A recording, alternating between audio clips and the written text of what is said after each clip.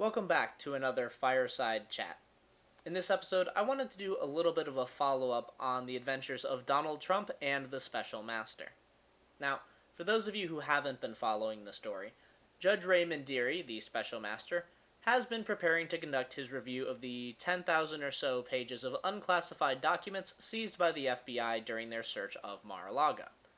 In preparation for his assessment, the judge asked the Department of Justice to enter an updated and detailed inventory of all of the documents under oath. That way he knew that the court had the official position of the Department of Justice on the items that had been seized. Once he received that, he asked the same of Donald Trump and his lawyers, stating, "Mr. Trump, I know that you said publicly that the FBI planted documents, that there are discrepancies with this inventory list, that you don't believe it's 100% correct, and I would like to know what your disagreements are.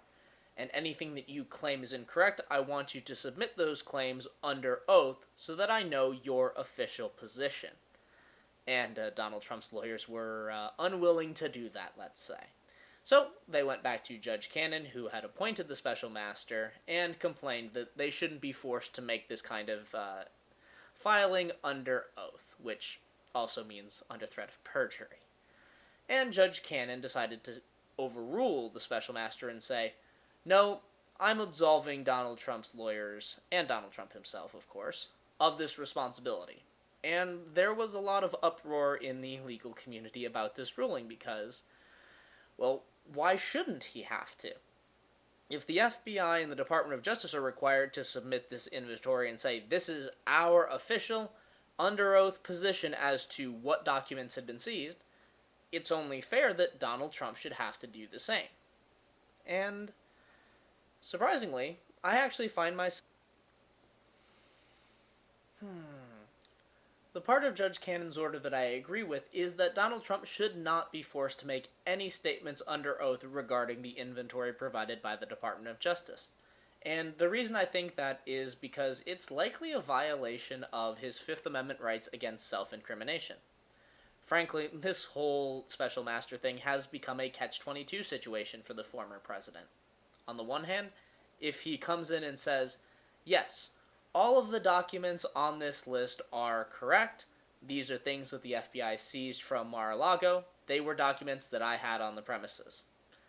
He's basically just handed the Department of Justice a wonderful piece of evidence to use should they indict him, because that would be entry number 1 in my exhibit list, and be like, alright, here I have a signed statement from the defendant saying that he had the documents at his premises.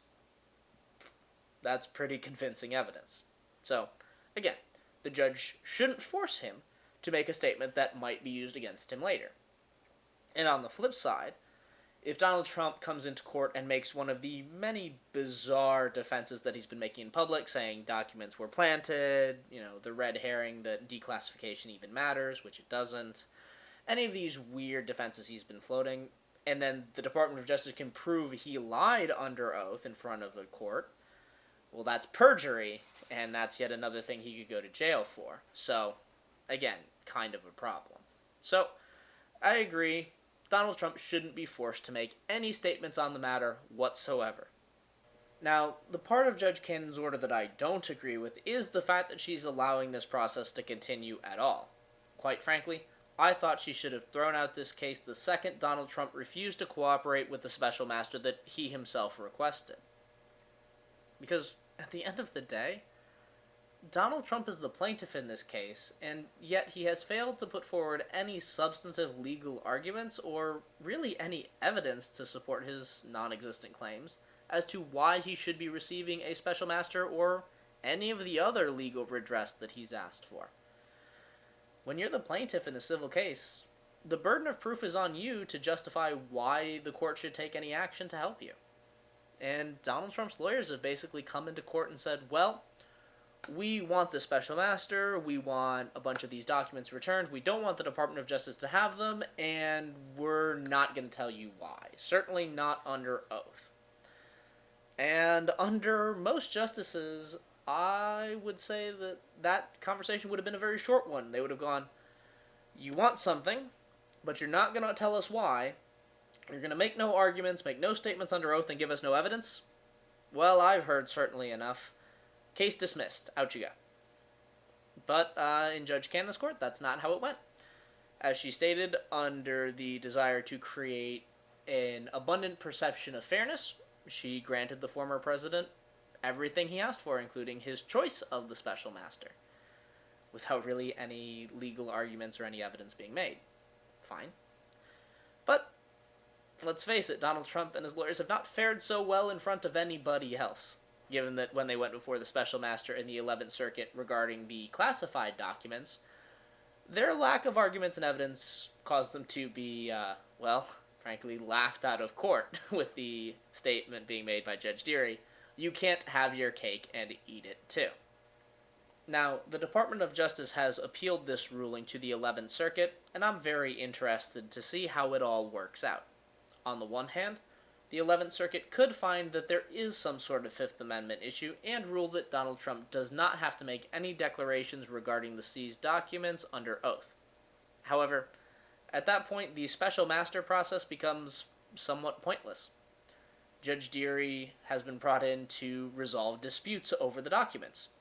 If there are no disputes because the Department of Justice has said, this is what they are, here's our evidence to say that these documents are what we say they are, and Donald Trump's lawyers do not make any substantive arguments or provide any evidence that disputes what the Department of Justice says, well, there are no disputes over the documents, and therefore nothing for Judge Dearie to do.